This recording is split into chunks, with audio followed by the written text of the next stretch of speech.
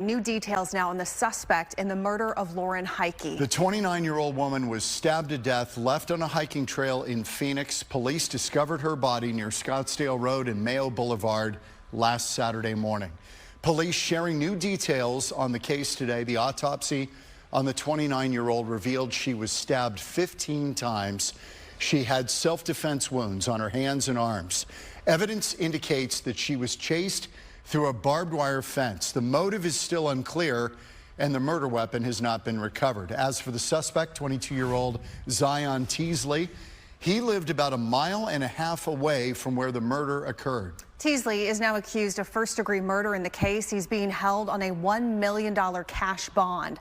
Fox 10's Lauren Clark joins us live now with what we've learned about him. And Lauren, he did have a criminal past. That's right. In fact, at one point facing up to 13 felonies, and that's certainly very jarring when you hear that at first. But once you start digging into the court records, you get a little bit more of a clearer picture. This essentially stemming from a string of robberies happening at 2 local Circle Ks where reportedly, according to court records, Teasley would take things like Google Play cards. He would also take tobacco and beer and even money from the cash register. And according to those records, he also served some time behind bars and was on probation at the time of his arrest.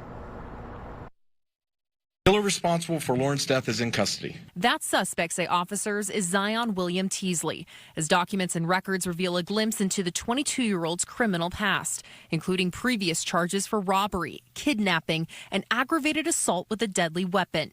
Those stemming from a string of 7 thefts occurring repeatedly at 2 Circle Ks between the dates of May 15th to July 4th of 2020.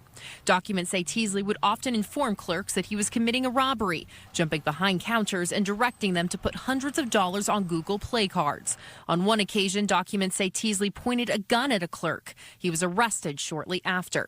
Teasley pled guilty and, after taking a plea deal, served time from July 2021 until November 2022.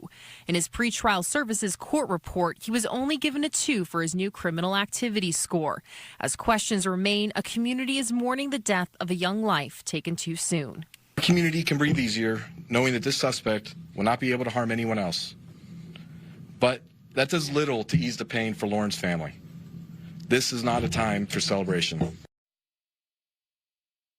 And police say Teasley was recently fired from his job. According to records that we have, Teasley allegedly was taking things from that store, they say, and also harassing female employees there, too. We reached out to that store and they declined to comment tonight. Teasley is currently being held on a $1 million cash bond. Lauren, there was another little nugget in the police report today that Teasley had enlisted in the Marines earlier in his life. What do you know about all that?